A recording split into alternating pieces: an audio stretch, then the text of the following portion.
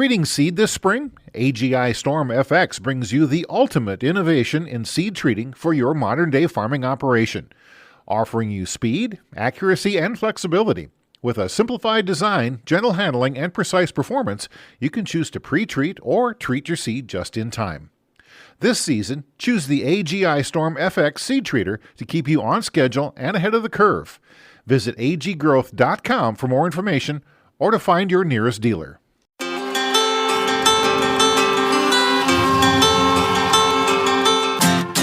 Welcome to the Rural Woman Podcast, a platform for women in agriculture, ranching, homesteading, and more to share their stories. I'm your host, Karin Velez.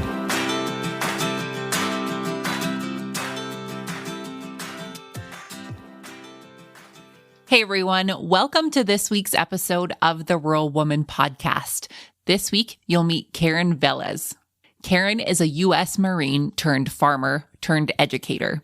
Alongside her husband, she built a small farm focused on raising animals on pasture for meat and eggs and growing fruits and vegetables with no chemical inputs.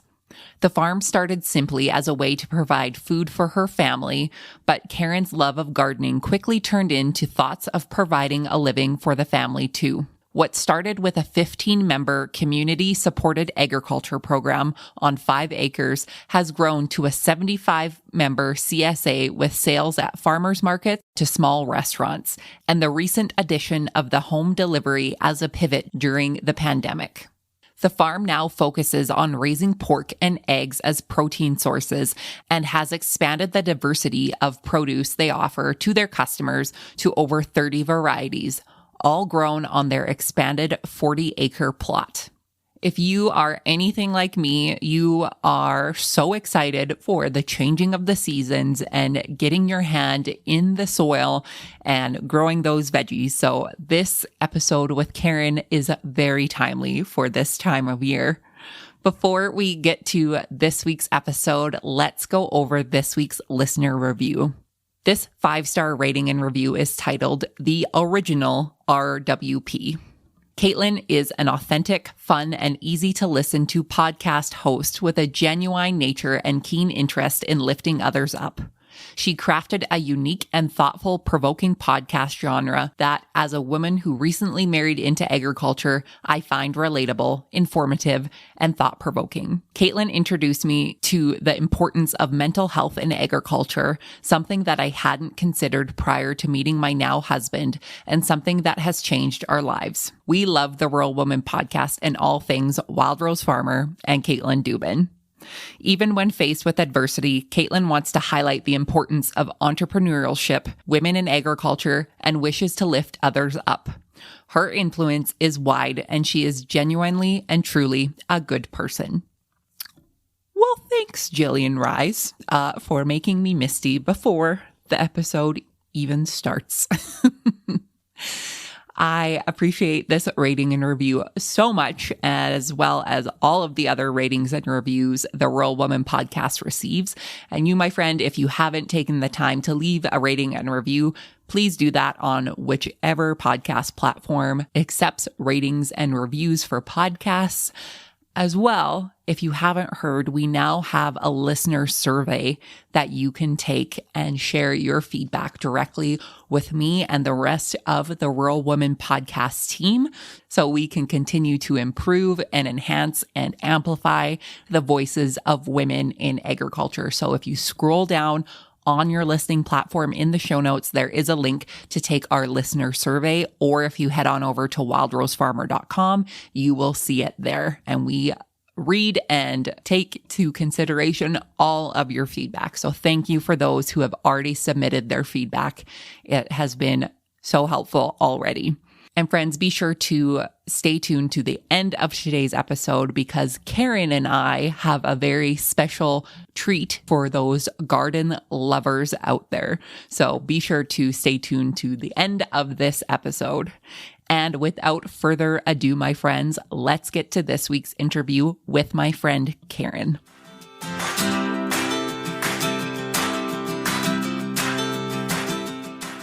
Hello, Karin. How are you? I am fantastic. How are you, Caitlin? I am so good. Thank you so much for joining me on the podcast today. I am really looking forward to talking to you, my friend, and sharing all of you with the audience for the Rural Woman podcast, because I just love you to bits, Karin. Oh, that's sweet. I am super excited to be here. And I want to thank you for continuing to highlight women in rural areas and telling their stories, because I think it's something that doesn't happen often enough. And I think those stories need to be heard. So thank you for doing this. Well, thank you. I appreciate you. Let's not get misty before we even start, okay?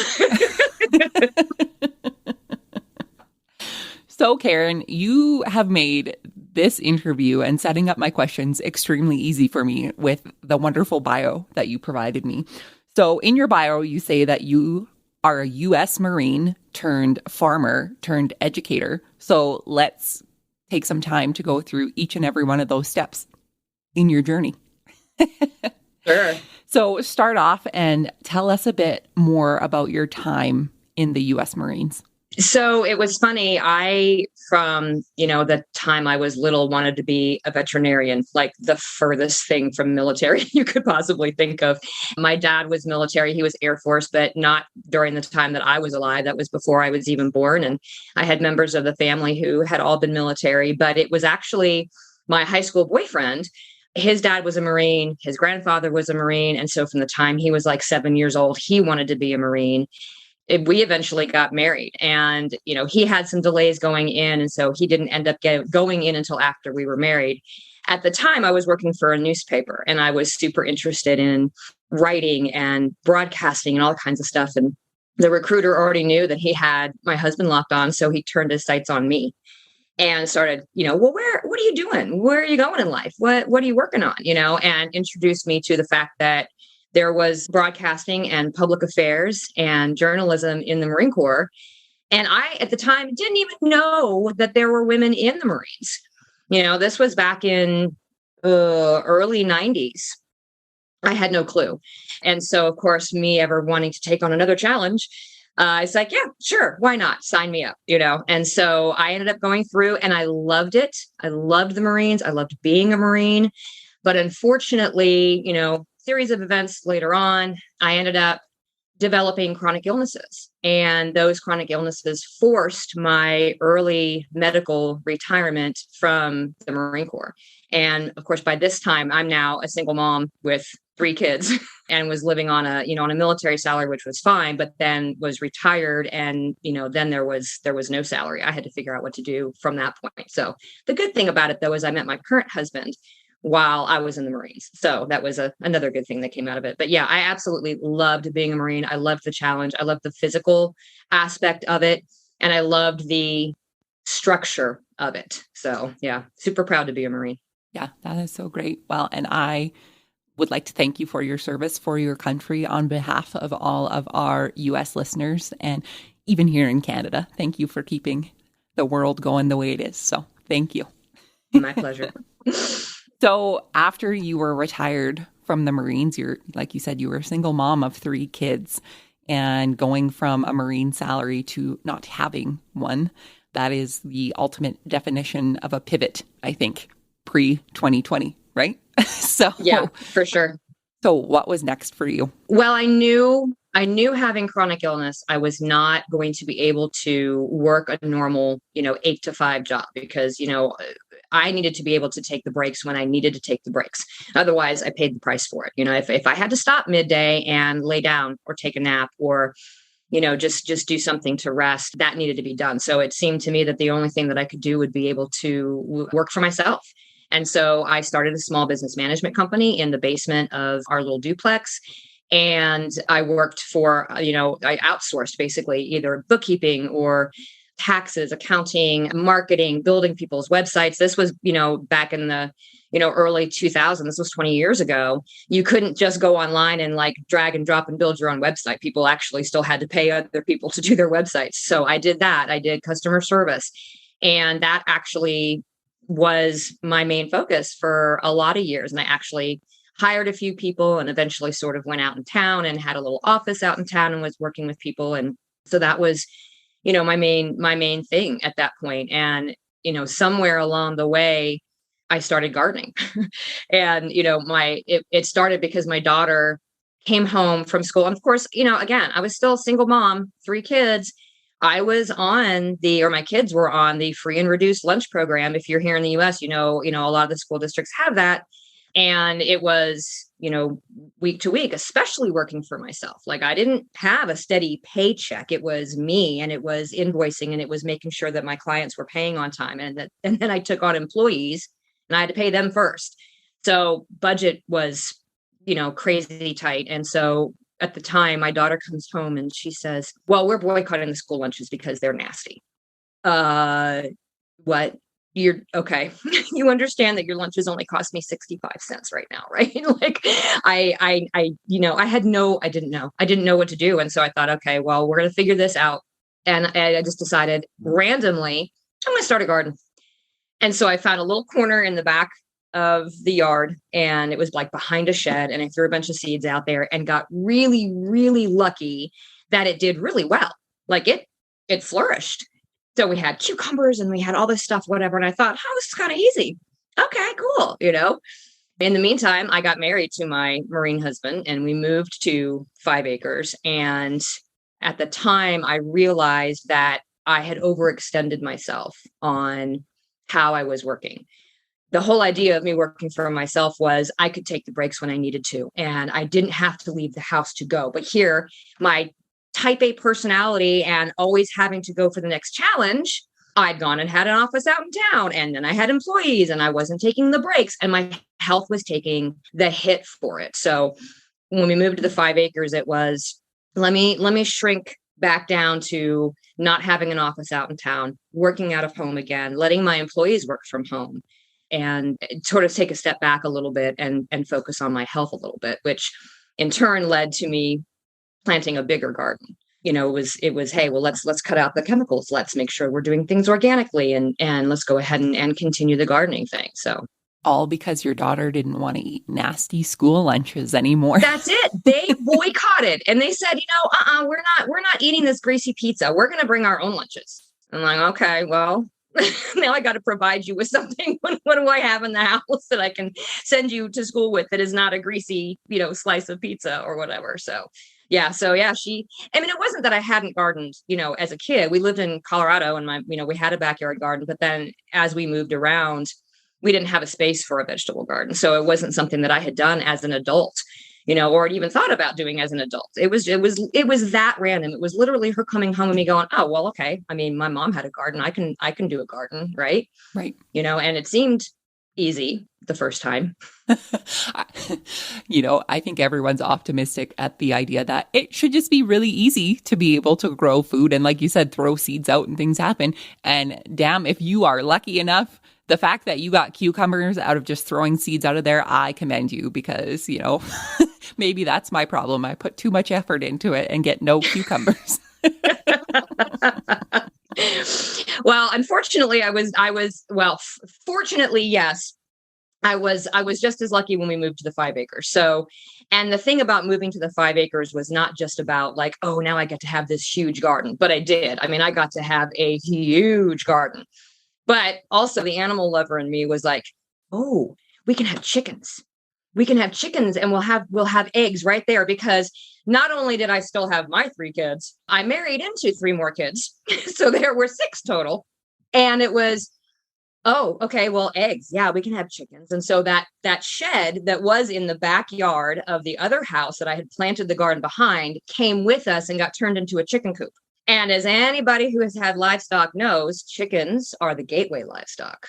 So that very quickly moved from chickens to literally everything you could possibly raise, with the exception of like anything that has to be shorn. So no sheep, no alpacas, none of that stuff, but chickens, turkeys, geese, ducks, guineas, pheasant, quail. Then we went into the goats, and it was cow, calf, pairs, also some horses. Then we moved into pigs. Like, it was ridiculous on this 5 acres. In addition to, oh, I've got this huge garden. Oh, yes, look at what I can grow. And now again, all I did was throw the seeds out there, right? It was like, oh, I did so great on this little tiny garden. Let's do this big garden. And we planted so much stuff. I my husband did not realize when I handed him the like 1 pound bag of sweet corn seed that I didn't intend for him to plant all of it. So if you're not a gardener, a pound of sweet corn seed is a lot of sweet corn for one family. So I very quickly had to learn how to can and freeze a lot of this stuff. But that first garden on the 5-acre place went crazy. And I thought, this is so easy and this is so great. We had friends coming over on the weekends because we were giving away zucchini and cucumbers and sweet corn. Like, here, please take this home with you, and we canned up everything. And I would sit in my office and I'd be working on the computer and I'd be staring out my front window, which was, I could see the garden from there. And there was just this creeping sense of, I don't want to be in the house anymore. I don't want to be sitting at this desk. I want to be outside. I want to be in the garden. I want to be working with the animals. I don't want to sit here anymore. And very slowly that started to turn into, well, how could I make money from the garden? How can I make money from our little farmstead? Because we were doing pretty well as far as I was concerned, doing all this stuff for ourselves. And so I did a little digging and I came across this concept called community supported agriculture, or CSA. And it was something that had been started. It came from a lot of different places, but in the US, it sort of started early 80s or so with a couple of different farms that had this idea that the community around them could support a small farm in the off season monetarily. And then during the harvest season, those supporters would get a share of the harvest. And so I thought, well, shoot, if I could do something like that out of our big garden, then maybe we could make a little side money from this garden and I could see how it works. And so that's what I did. I said, okay, well, I presented this to my husband, who at the time was still on active duty with the Marine Corps. I said, what would you think about, this, from the farm? He's from Brooklyn. He looked at me like I had two heads. And then he kind of went, okay, sure. That's what you want to try. Let's give it a shot. So, he's super supportive, which is great because I've gotten us into a lot of crazy things over the years. And so we did. So I started with 15, members, and I signed us up on a site called Local Harvest and said, hey, we're offering farm shares. This is what we're going to do. This is where we're going to have them picked up. And this is how much it's going to cost. And I said 15. That's all I'm going to do is like 15 families or 15 shares or whatever. And I'll be darned if we didn't sell all 15 of those. And we're south of the Kansas City metro area on the Missouri side. And nobody had any idea what a CSA was. They were like, okay, now what are you doing now? What is this called? And so I had to explain to them, you are investing in our farm in the off season. You're buying a share the same way that you would a share of a company. Only your return on investment is going to be in produce. It's going to be whatever we pull out of our garden. And you will hopefully get back more than what you put in. And that's the whole idea. And in the meantime, it gives us literal seed money. We could buy the seeds and we could buy the boxes that we needed to share with them their produce. And then we, picked a couple of farmers markets where they could come and pick them up. And we figured if we had anything extra that we grew, we would be able to sell it at the farmers market. And I thought that was going to be obvious because we had done so well that first year on the garden. It was like, oh my gosh, it had gone nuts. Not knowing anything about the fact soil fertility, any what you take out, you got to put back in again at some point. You can't keep growing vegetables in the same spot year after year because that 5 acres used to be all cattle pasture. Of course it was fertile. Of course I could just throw some seeds out there and they would do fabulously well. And we didn't have any insects or anything else. And so that second year, 1 year, I did this. And then the second year, we're going to do this for the public. Lost my mind. It wasn't as easy. There was a few more challenges. Things weren't quite growing the way that they should, or we had more bugs. And it was like, this is a little bit more effort. Okay, well, let me figure this out. And that's when the research started. And that was, let me start reading. I had already been doing that with the livestock. I had book after book after book on my shelves of stuff about livestock, but I don't think I had a single gardening book at that point. And that's when the education of Farmer Karin began. Right. Karin, what year was that? What year did you start your garden and what year did you start your CSA? I started the garden in 2006 was our first garden.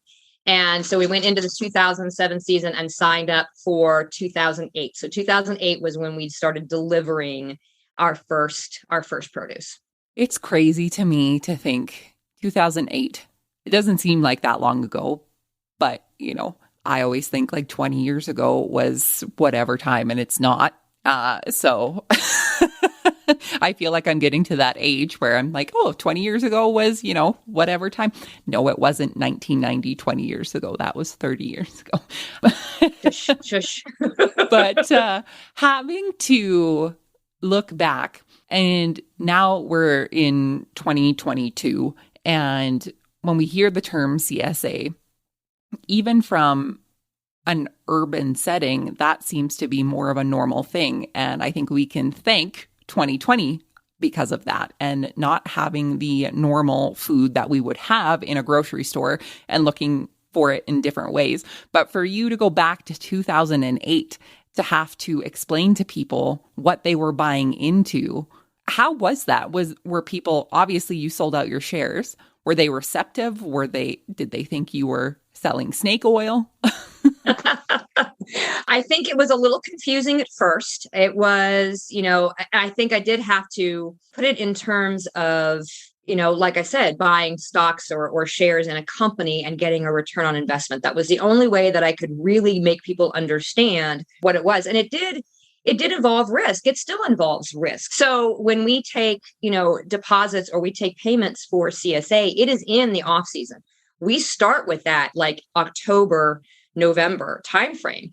They're not getting the fruits of our labor until May, and their share has to be paid off by the beginning of February. So that was a hard concept, I think, for people to understand was, wait, I'm giving you money now and I got to wait 5 months or so in order to be able to get anything. So, and thankfully we started it very inexpensively.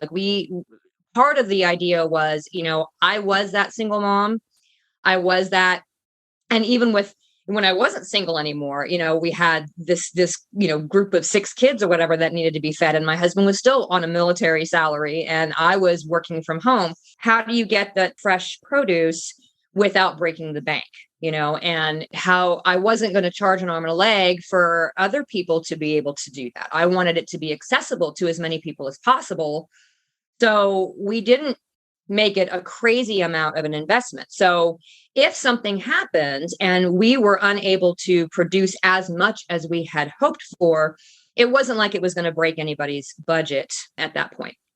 That risk and reward thing was, look, if we have a banner year, you are going to get a glut and you are going to get all the stuff that we're harvesting and it's going to be fabulous. But keep in mind, if there is a crop failure, you're also sharing in that risk. And that, I think, was probably the hardest part for people to get behind. But the people who signed up that first year were the types of people who were looking to support local agriculture already. And so this was just a way for them to be able to do that and also build a relationship with the person who was providing their food. We got lucky because those people, they already kind of got it. That was already their mindset at that point. So as we've continued to do this, more and more people have come to understand what it is that we're trying to do. And now other CSA farms are trying to do by connecting people with their food. And we've still always tried to make it to where it is accessible to as many people as possible. Well, and it's just so interesting. Again, like I said, back in 2008, which was 14 years ago. Thank you, calculator on my computer here. 14 years ago. Yeah. They gave you their hard-earned money and, waited that time to get the reward from it. And obviously, your first year of your garden was super successful. Take us quickly through those 14 years and kind of the challenges that you saw through growth of your CSA and to where we are today in 2022. Yeah, man, I tell you, the first couple of years were actually, it's all been learning experiences. I haven't stopped learning. That second garden and the third garden were a little bit more challenging because again, I knew nothing about the nutrients. I didn't know, fertilizer from a hole in the ground. What do I do? Why isn't this growing? Why do I have these diseases now that are suddenly popping up? Why am I having all of these insects now that are suddenly wanting to eat exactly what it is that we're trying to harvest?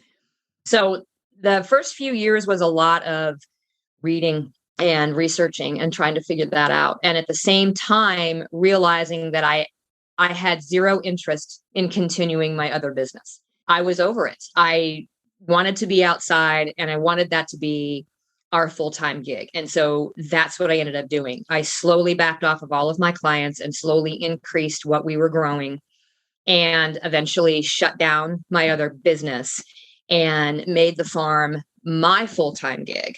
And then my husband would help part-time after working on the weekends and stuff. At some point, he actually came off of active duty. And for about 6 months, it was, okay, this is our full-time thing. This is all we're doing. And he worked right alongside me and we did all this. And then we realized that we didn't have enough infrastructure to really be able to do what we wanted to do and make it our sole income. So he went back to work and it was supposed to be a temporary job, which turned into 3 years. So I was running things basically by myself. It was hard, but it was probably as much as I enjoyed the hard work that was, being a Marine. I enjoyed this just as much. There was a focus to it. There was a mission behind it, essentially feeding people. It was responsible for not just the CSA subscriptions, which continued to kind of grow. We went from 15 to, I think, 25 the next year. And then we started including a meat share that was separate from that and got a little bit bigger. And I continued to try to research and learn as I was going. And at some point along the way, decided that I wanted to go back to school and I wanted to get a degree in horticulture.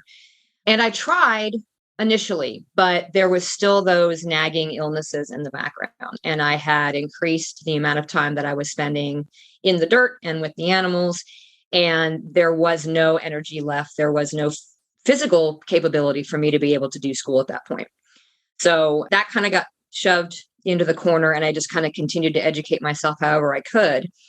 And we wanted to go bigger, with all the animals and stuff that we had and plus the garden. 5 acres is not a lot. It seemed like a lot when we first moved out there. Like I've got this 5 acres. Look what I can do with it. And very quickly, we just didn't have enough room anymore. And yeah, my husband and one of my kids happened to see, a for sale sign on a 40-acre property. And he came home and told me about it. And I was like, 40 acres, like, holy cow, that's wow. That's a lot. But we went and looked at it and had a tiny little farmhouse. And at this point, kids were kind of starting to move out of the house a little bit. And we were able to we had the possibility of being able to downsize the house, but have a little bit more land to work with. And at that point, I had to tell him, look, if we do this, it can't just be me anymore. There is no way that I will be able to operate all of this by myself. I'm already killing myself as it is. I said, we have to make a decision. Either we make this leap and you come back to the farm full time, or we stay the size that we are and we stay on the 5 acres and you make your temporary job permanent. And that's just how it ends up being. And the decision was made. It was, hey, cut the cord. This is it. We are full-time farmers. And so, we got the 40 acres and somewhere along the way, we discovered that one of my chronic illnesses was actually curable through surgery. I had hyperparathyroidism. Basically, I had an adenoma on one of my parathyroids, and your parathyroid is responsible for regulating the calcium level in your body. And if you end up with an adenoma or a tumor on one of those glands, it will permanently be stuck in the on position, which means it will suck all the calcium out of your body because it just assumes that you don't have enough calcium. And so it's going to continue to do that. And as we transitioned to the new farm, I was actually getting worse. I was getting sicker and sicker. And, even though our focus was, hey, we're not using any pesticides or herbicides, we're not using chemical fertilizers, where the chickens are free ranging, the pigs are, on pasture, like we were trying to do things as naturally as possible. I was getting worse and it wasn't making any sense to me. And once we discovered what it was that had been going on for 15 years, this had been building up to the point where I was no longer sleeping. I was lucky if I was getting 2 to 3 hours of sleep. It would take me hours to even fall asleep. The calcium was being pulled from my bones. So I developed osteopenia and osteoporosis, mind you, in my early 40s. I was in excruciating pain from headaches and bone pain 90% of the time, and was trying to run a farm and, raise almost adult kids. I think by this time our youngest was sophomore in high school, maybe. And we discovered that there was a fix for this. You go in and you remove the darn thing, And so I had the surgery, and within, I think, 2 or 3 months, the pain that I'd been dealing with was gone, and I was able to sleep, and I didn't have the headaches. And it was like I was a completely different person. And my type A challenge personality said, oh, hey, you can go back to school now. So that's what I did. In addition to running this farm and a now 75 member CSA program, and, finishing raising, kids and sending the last one off to college and everything else, I too went back to school. I went to Oregon State University to get my horticulture degree. Karin, from what I know about you, like, this story just doesn't surprise me at all that you did this. But and I think it just, drives home the fact that as farmers, we have to take care of ourselves physically just as much as we take care of everything else on our farm, because if we don't have our physical strength and our mental stability or anything, we can't provide food for other people.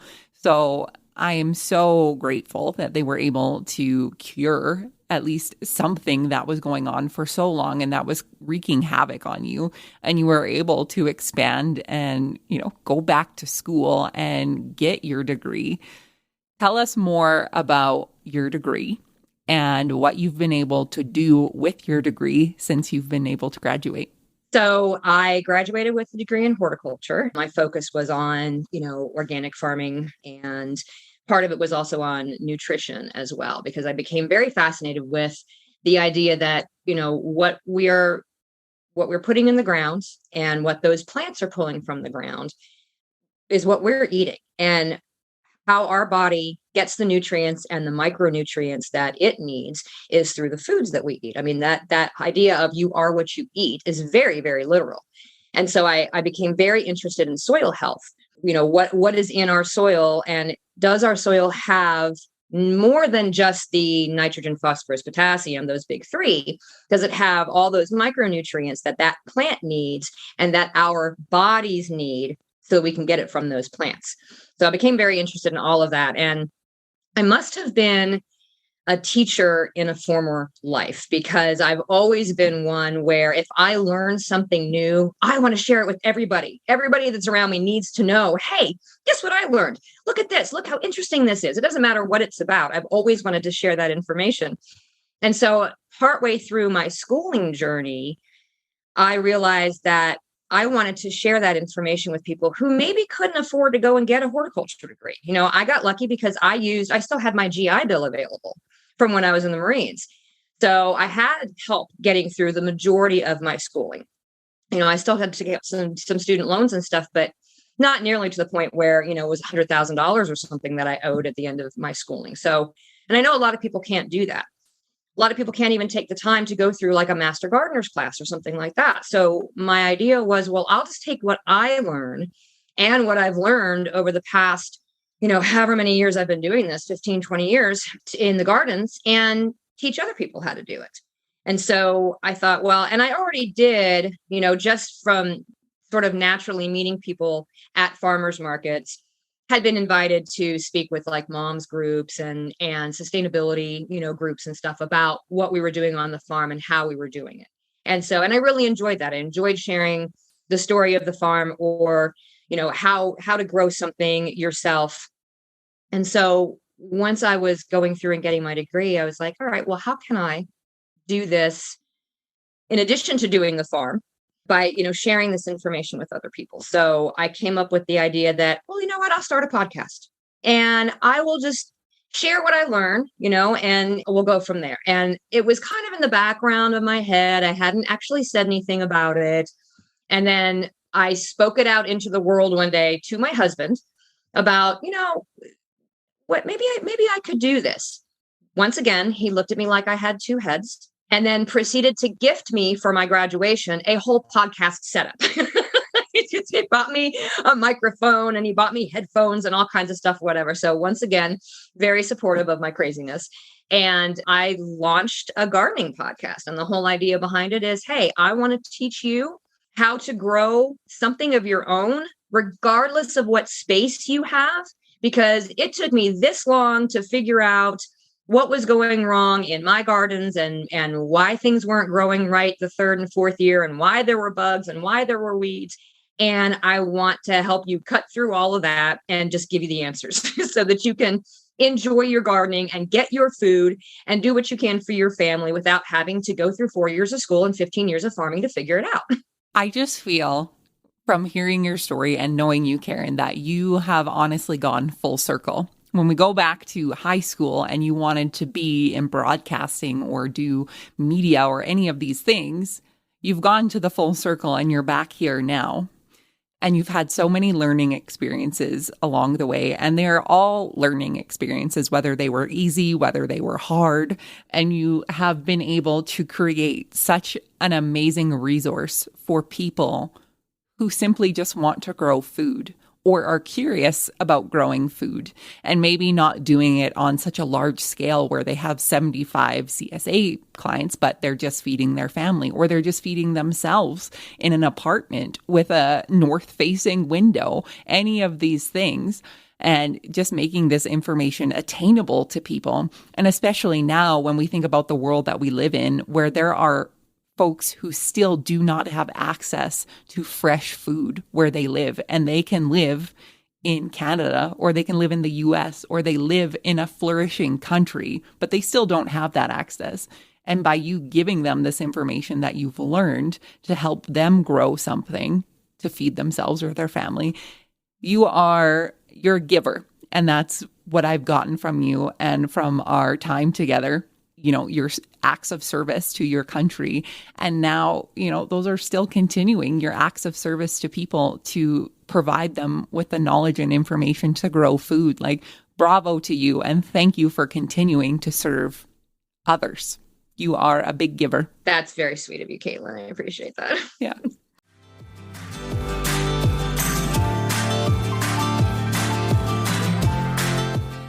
You can help support the stories of women in agriculture to be shared through the Rural Woman podcast on Patreon. What is Patreon?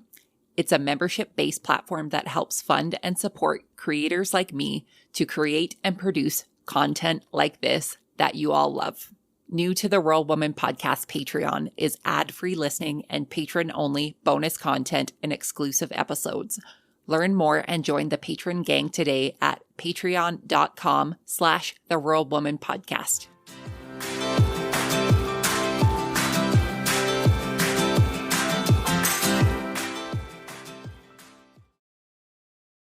So tell us more about the podcast. Give us the name. Give us your podcast spiel. My podcast spiel. It is the Just Grow Something podcast, and you can find it wherever you find your podcast.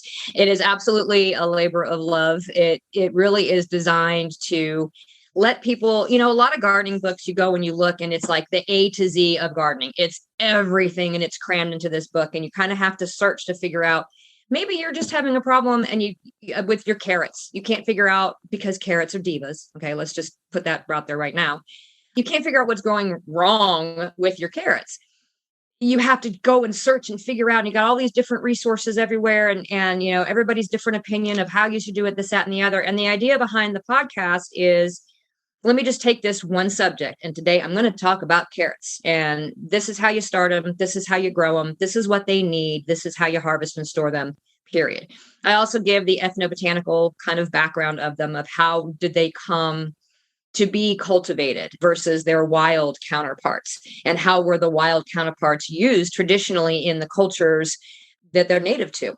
So just kind of that back, there's a little bit of nerdiness to it. There's very much that kind of, you got to be a little bit of a science nerd. You got to kind of, deal with me, really digging into things, but it's one topic, so that if you just want to know about the carrots, you can go find the carrot episode and you can listen to it that way, and I'm trying to get the website to be the same thing, where I can go and I can, put a blog post out there that says, hey, this is what's going on with carrots. Here's all 4 different articles that I've written about carrots or whatever, so that if you have no interest in tomatoes, you don't have to learn about growing tomatoes. But then the other side of it too is, yes, we're doing things with the garden, but then also what topics are there that are surrounding food in general and agriculture in general that people should be hearing about that maybe they're not, or that they need to be aware of. There's a lot of stuff that goes on in food and ag, not just, in North America, but throughout the world, that a lot of people aren't aware of. And there's stuff that goes on in our backyards that we're not aware of. And it's a matter of, yes, should you know where your food is coming from? Absolutely. Should you be able to grow something of your own? Absolutely. Even if it's just, a potted plant of basil in your windowsill, and you can pull a little bit of basil off and put it on your plate. There's some empowerment in that. You can look on that plate and go, I grew that. That came from me. I provided something for my plate. But there are other issues outside of that I think people forget are happening, or that they need to know about. And so I do plug some of those episodes in there too, so that it's a little bit more rounded of, it's not just gardening, it's food, it's ag. And I think it's important for that to happen because there are 3 things that we need. It's water, it's food, and it's some sort of protection from the elements. And that second one, food, I think a lot of the time gets taken for granted, depending on where you live. And sometimes we just need a reminder of, even when we have it bad, even me as a single mom, trying to feed my kids, I had it better than a lot of other people did at the time or do now. And so I think there needs to be a little bit of that thrown in there as well, which, I don't get preachy, but I just want to pass information on so that people know and they're aware that there's other stuff going on out there. So. Right. Well, and I want to thank you for that, because those conversations are not easy to have. And it can be just as easy to pass on those topics and just stick to what's in the soil, what's in the dirt, all of these things. But bringing those to light and bringing the knowledge that you have around those topics. And again, not being preachy, but just sharing those so we're aware of what's happening, and perhaps as consumers make different choices or are able to support different folks that are in need versus maybe what we typically thought we needed to, right? So it's very complex. And I just... it is. And it's very difficult too sometimes, because I know oftentimes that I'm coming from a place of more privilege than other people might be. I can now at this stage of my life make the decision when I go to a grocery store, I'm not going to buy this product because I know where it came from. I don't appreciate the growing practices. I can choose if I want to go for organic. I can choose to go for a fair trade label or whatever. And knowing that it's probably costing me more to be able to do that, but that I have put myself into a position now where I am able to make that, and I prioritize that. And I may not spend money on something else because I'm trying to spend my money, on things that are ethically sourced as far as my ethics are concerned. But I also have to keep in mind that, number one, I wasn't always in that position. And at some point I didn't give, 2 hoots about where the food was coming from, because I just needed something to fill my kids' bellies. And a lot of the time it was also processed, because that was what was cheapest. And that was what was most easily available. And it wasn't going to go bad in the refrigerator before my kids ate it. So yeah, that was the better option for me. But when speaking about these topics, keeping that in the back of my brain, not everybody can make that decision right now. So here's the information, and here's what you can do with it, even if you are not in a position monetarily to do something about it. Support this organization just by sharing their information or by following them on social media, or, keeping it aware so that when they do go to the grocery store and they look and they go, okay, can I make this decision? Is there something that's of equal, price point that fits with my values better? And then they can make that decision, and it's an informed decision as best they can. Well, and again, thank you so much for sharing that information, because I just think, like I said, sometimes it can be a really awkward conversation, and sometimes people can, get butthurt by this information that's being shared, because whether they knew the information or not before, it can go against what they value or what they know and all of these things. So they can be difficult conversations to have, but I think they're necessary to have. And I know I try my hardest to have those conversations and share that information here on the podcast and through social media and all of those things. And, it might not make us the most popular girls in school, but at the end of the day, I think it all goes down to what you value. So your podcast, the Just Grow Something podcast, I like to consider myself a number one fangirl as I expanded my garden in 2021. And I have learned so much from you. I know your garlic episode like the back of my hand, because I am growing garlic the first time this year. So I'm really excited and looking forward to it. But just your style of podcasting, it makes the information I love that you nerd out on things, because I can hear the passion in your voice. They might not all stick in my head because I'm not that nerdy about soil things, but I do want to know how to have a successful garden to feed my family and to feed our crew here on the farm. It's not something that makes money for the farm. It's not anything, but it brings me so much joy to be in the garden. And you, more times than not, were in my earpods when I was out in the garden trying to do something, or just weeding and just hearing this information. So thank you. Thank you for being my friend in the garden and keeping me company. I love to hear that. I love to hear, when somebody has gotten something out of the podcast and it's helped them in some way. And some of the most fun encounters that I have is somebody coming up to the farm stand at the farmer's market saying, "Oh, I'm loving the podcast. I learned how to do such and such." And that makes me swoon like you would not believe. Like, it makes me so happy that somebody learned something from what I'm doing, because I think that's, sometimes behind being, behind a microphone and, you're just kind of throwing stuff out into the universe and you're hoping that somebody's listening to it. You don't get that feedback. You don't know, like when you're having a conversation with somebody, whether or not they're engaging with what you're saying. So to have any kind of feedback whatsoever about, "Oh, I love that episode," or "I hated that episode," well, that'd be fine feedback too, is just awesome to hear. So I'm so glad. I'm so thankful that you've been able to glean something from my words out in the garden. And your gardens were looking mighty fine this year from what I saw. So way to go. Yeah, it was hot. Some things got fried, but other than that, they were okay. Yeah.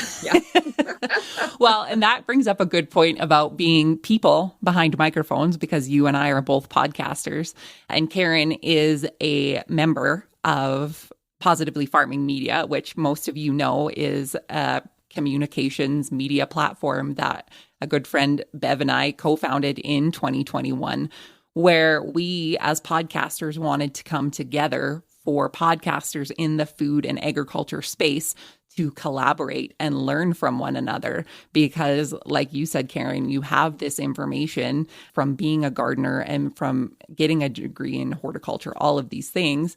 And I feel the same, as I was the person who started a podcast in 2019 and had not a hot damn clue of what I was supposed to be doing. And it was like a slugfest trying to go through all of the information on the internet and social media and see what other people were doing, and just not knowing what the right answer was, and not having that community to know the burnout of a podcaster. So that was important for Bev and I, for having a space where people can come together. And you have been such a wonderful member of that community.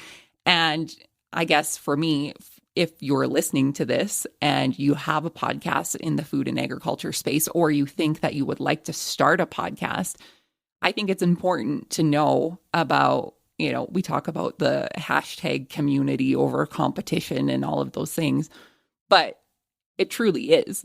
There are millions of podcasts out there now, and to feel alone in that space seems crazy because there's so many podcasts out there.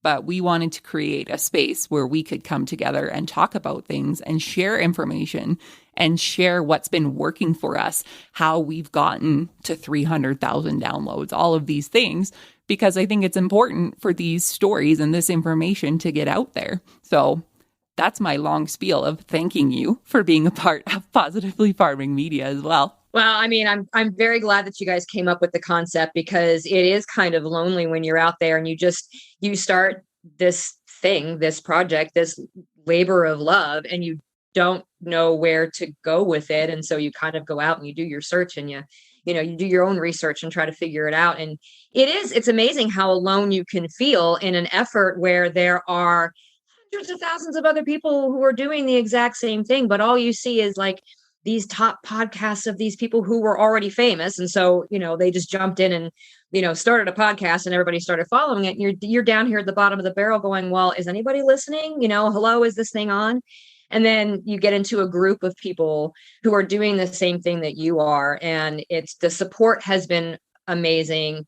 And, the sort of modules and stuff that you guys have put together through the mastermind and stuff has been fabulous, because it helps you think about things that maybe you wouldn't think about before. My husband says, it's my favorite line is, we don't know what we don't know.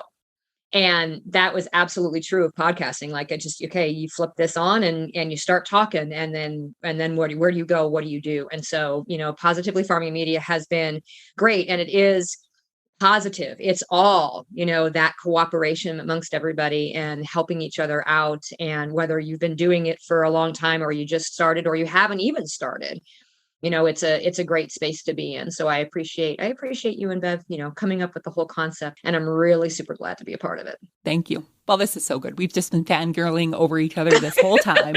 And I just feel all warm and fuzzy about it now. So. Yes. For listeners, if you are interested in learning more about Positively Farming Media, I will leave the link in the show notes for that.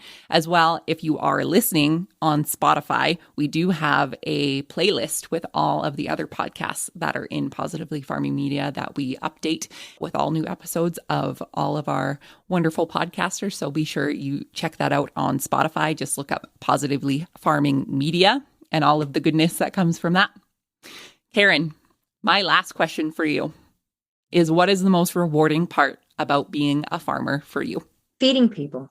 Like I said, there are those three things that the human body needs, hands down, without fail. I can't do anything about the water part of it, but the food part of it, there is something very visceral about the whole thing.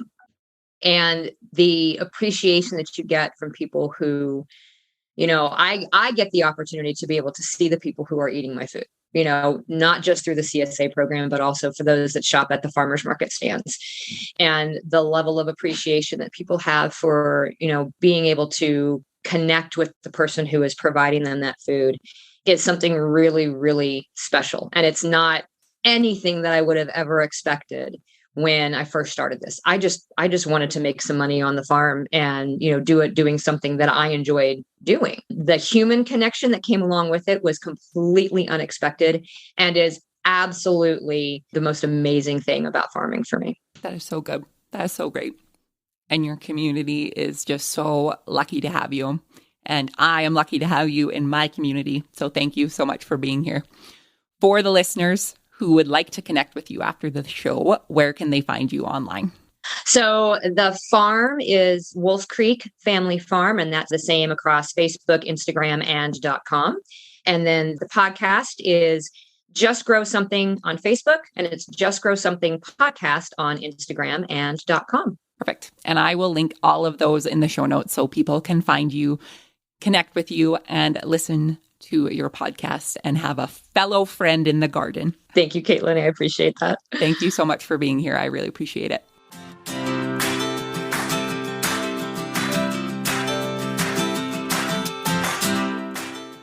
Hey, everyone. I hope you enjoyed today's interview with my friend Karin. I know I sure did. And If that conversation doesn't make you want to get your hands a little dirty in the soil, I don't know what will. And be sure that you take a look for Karin's podcast, Just Grow Something, wherever you listen to podcasts. She is a member of the Positively Farming Media Podcast Network, which if you head over to Spotify and check out Positively Farming Media, we have a playlist with all of the other podcasts on that network there too. So many great other podcasts out there to listen to and get all of your agriculture goodness in one spot. But as promised, Karin and I have recorded a full bonus episode for the patrons of the Rural Woman podcast at tier 10 or higher.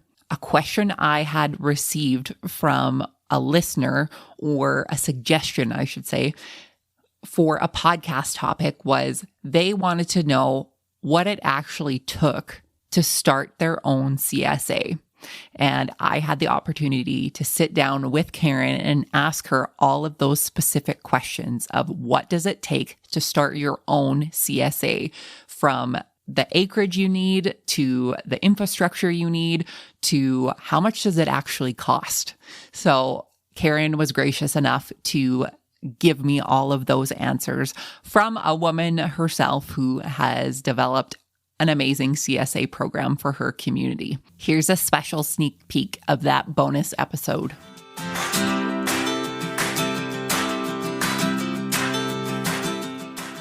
What I've seen suggested, which is to, hey, go to the grocery store and see what they're charging in the grocery store and figure out, what are people spending on average at your local stores for their produce, and then base your pricing off of that, add on what it is that you want to make as a profit. I don't think that's a fair comparison, and I don't think that's a fair way to price your stuff. When I say fair, I mean fair to you as the grower. And the reason for that is, what you're seeing in the grocery store is not, if you're doing things the right way, not going to be the same caliber as what you can deliver to your customers. That your stuff is not going to be sitting on a store shelf for who knows how long before the customer gets it. So you've got a premium product right there to begin with. It's being picked and it's being, given directly to the consumer. And there is a premium to that. And then, you need to be compensated for the amount of work that you are doing. And I think that's the biggest problem that people have with pricing anything as a producer, but, specifically with the CSA, is don't underestimate the amount of work that is going into what you are doing.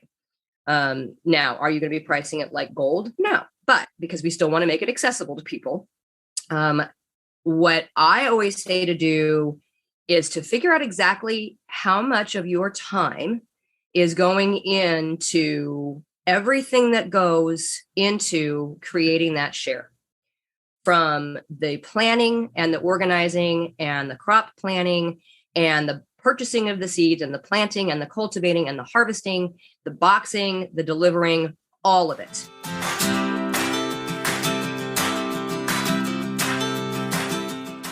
So if you want to hear that full episode, if you are currently a patron at tier 10 or higher, it's already downloaded to your phone. But if you want to learn more about how you can listen to that episode, as well as support the Rural Woman podcast, you can head on over to wildrosefarmer.com and learn more about how you can become a patron through Patreon, or simply scroll down in your show notes on this episode and get that link to head on over to Patreon.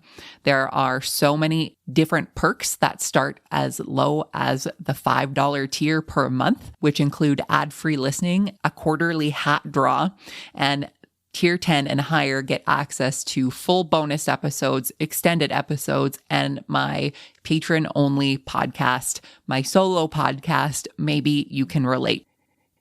Thank you all again so much for tuning in to this week's episode of the Rural Woman podcast, and we will see you back here, same time, same place, next week. Take care.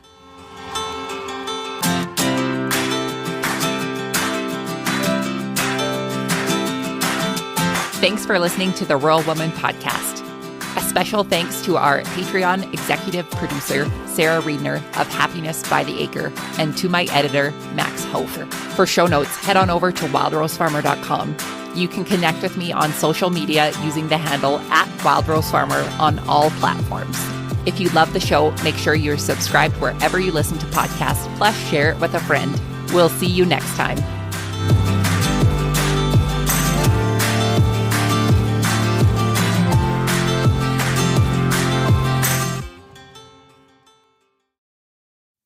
Did you know that you can get this same great episode of the Rural Woman podcast ad-free? I get it. Listening to ads during a podcast isn't always my favorite either. But in order to keep the lights and coffee pot on here at the Rural Woman Podcast Studios, they are necessary. I am so grateful to each and every one of my sponsors, but if you yourself would like to skip the ads while supporting the show, consider joining me over on Patreon. Patrons of the Rural Woman podcast get ad-free episodes starting at Tier 5 on their podcast player of choice each week, plus some other great benefits. Find out more by heading to the link in today's show notes to learn how you can become a patron through Patreon.